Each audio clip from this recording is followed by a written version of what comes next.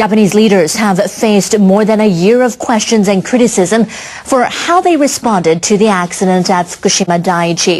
New revelations about what happened in the hours and days after the March 11, 2011 disaster will likely fan the flames. NHK has learned government officials had data on the spread of radiation from the nuclear plant. And they knew that data, which was gathered by a system known as SPEEDY, was reliable. But they deliberately withheld it to avoid sparking panic, even though the media repeatedly asked for the information. NHK obtained a draft report from the Science and Technology Ministry on what happened after the meltdowns at Fukushima Daiichi. The document says on March 15th, 4 days after the accident, ministry officials used SPEEDY to identify high levels of radiation in Namie. The town is about 20 kilometers northwest of the plant. The officials reported the findings to the Prime Minister's office that day. They also combined some of the SPEEDY data with other radiation readings and released the information to the media. But there were doubts about the accuracy of the results. The ministry finally decided to divulge the complete SPEEDY data at the end of April, more than a month after the nuclear accident. Officials argued they withheld the full results because the findings were based on predictions and releasing them could have caused panic. After they actually took radiation readings, they found that the levels were high. So officials can't really say SPEEDY is unreliable and inaccurate. The system is there for the Japanese people, to help residents avoid radiation exposure. So the verification is insufficient from the perspective of the Japanese people and residents. I'm surprised the government did not fulfill its obligations. It is very regrettable and frustrating. The head of the government panel investigating the Fukushima accident says if officials had released the SPEEDY data and explained its reliability, people in Namie could have used the information to come up with an evacuation plan. Instead, they stayed in the town and were exposed to radiation for a month. The government is investigating possible misconduct by a panel of the Japan Atomic Energy Commission reviewing the country's future nuclear policy. It's been found the panel held many closed-door meetings with representatives of the nuclear industry. Cabinet Office members held the first meeting of an investigating team. The 6-member panel concluded a report on nuclear fuel recycling last month, but it was later revealed they disclosed the unreleased draft to groups promoting nuclear power. Team leader, Senior Vice Minister Hitoshi Goto said a full investigation is needed to restore public trust. The team interviewed a senior official of the Japan Atomic Energy Commission about why it held the closed-door sessions. The official said the sessions were organized to gather information. He stressed that the reports did not reflect opinions of those promoting nuclear power. The investigative team plans to interview other members of the panel and to present its finding by the end of July. Japanese government officials have been criticized for interfering with emergency procedures during the nuclear accident. A member of the Independent Investigation Commission of the Fukushima nuclear accident, Shuya Nomura, made the charges during a meeting on Saturday. He complained that the Prime Minister's office frequently called TEPCO officials at the nuclear plant to get information. Government officials phoned frequently to ask inappropriate and elementary questions. This imposed an additional burden on workers at the plant. Nomura added that it is necessary for the government to drastically improve its crisis management system. The Commission plans to submit a report to both houses of the Diet by the end of this month. Former residents living near the Fukushima Daiichi nuclear power plant have had to relocate frequently after the March 11th disaster. A survey shows most people had to move 4 times or more. An investigating committee says chaotic evacuation orders by the government caused the problem. The survey was conducted between March and April of this year by a Diet committee investigating the nuclear crisis. About half of more than 20,000 households living near the nuclear power plant answered the questions. The results show that more than 70% of residents moved 4 times or more after they were initially ordered to evacuate. Some respondents said The government later issued evacuation orders to the places where they had relocated. Others said they moved because the locations they initially fled to did not have facilities suitable for long-term residence or because radioactivity was too high. The Diet Committee points out that government delays in releasing information or communicating with people caused confusion. A Japanese government report estimates that radiation levels near the Fukushima Daiichi nuclear power plant will remain too high for many evacuees to return to their homes even 10 years from now. The report was presented to local officials in Fukushima Prefecture on Saturday. Estimates were based on government data that predict levels of atmospheric radiation. Among 86,000 evacuees from municipalities designated as no-entry zones, 32% say may not be able to return home by 2017 and even 18% by 2022.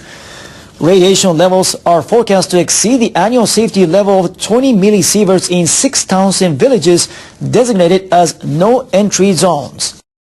Workers have entered the basements of 2 reactor buildings at the troubled Fukushima Daiichi nuclear power plant. They're trying to find the source of water that's collected there. The crew was sent by Tokyo Electric, the plant's operator. They inspected the rooms housing the suppression chambers of the number 2 and 3 reactors for the first time since the nuclear accident last year. The workers were unable to pinpoint the source of the leak. Photos released after the inspection showed no signs of major damage to the facilities or equipment. Tokyo Electric says more than 5 meters of contaminated water have collected in each unit. That's more than half the height of the donut-shaped suppression chambers, which are about 9 meters in diameter. Tokyo Electric will continue to search for the source of the leak.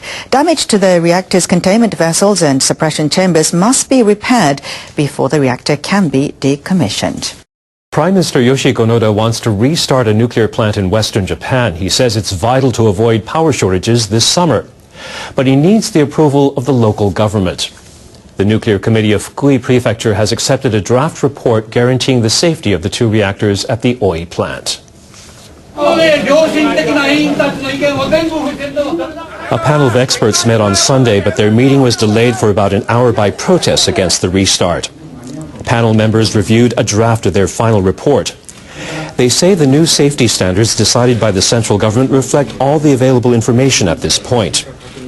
They concluded that the Oi plant has sufficient safety measures, even if the reactors are hit by powerful earthquakes and tsunami. But the new standards allow the power company to postpone the drafting of further safety procedures. Building a facility to house the accident task force at Oi will take 3 years. And a ventilation system with special filters for radioactive substances will also take 3 years to install. Some experts doubt whether the safety measures at the Oi plant reflect the lessons learned from the Fukushima accident. The panel has made a list of requests to the Noda administration and the power company. They include preparations for accidents and a new regulatory body. Noda repeated his pledge to restart the power plant. I cannot allow power blackouts to happen. It would be devastating for the nation. I believe it was time for me to make the decision.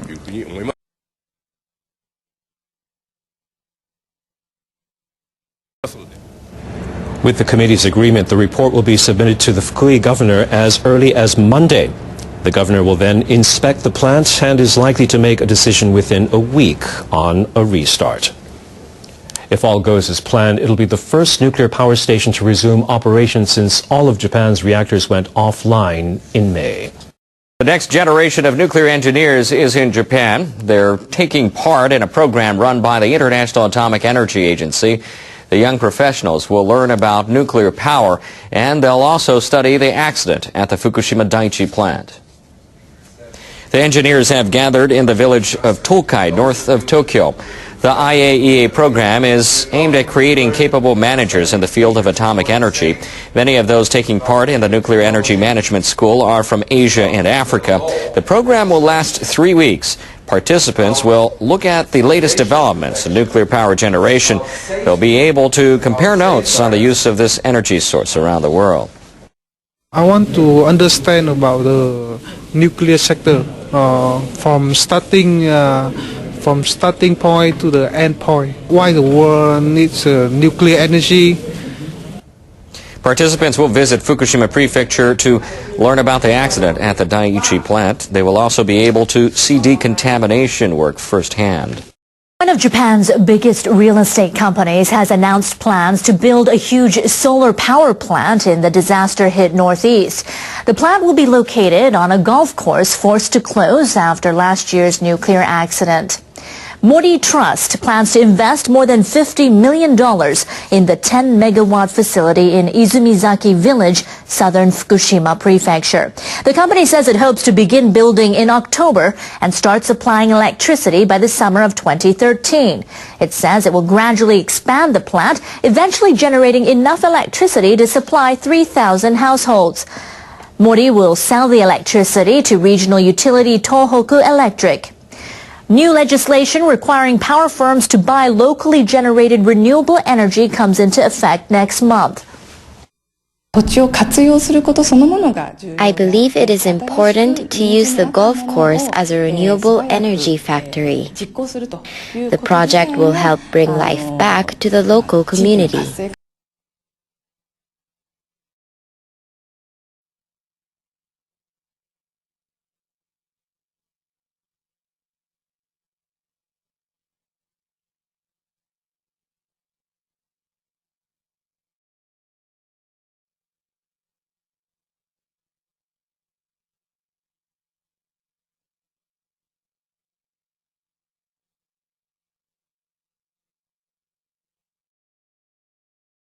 Okay, Dad, what's the problem? Hello, Betty. What's the problem? I haven't got a problem. I've got fucking problems. Plural. Want to hear?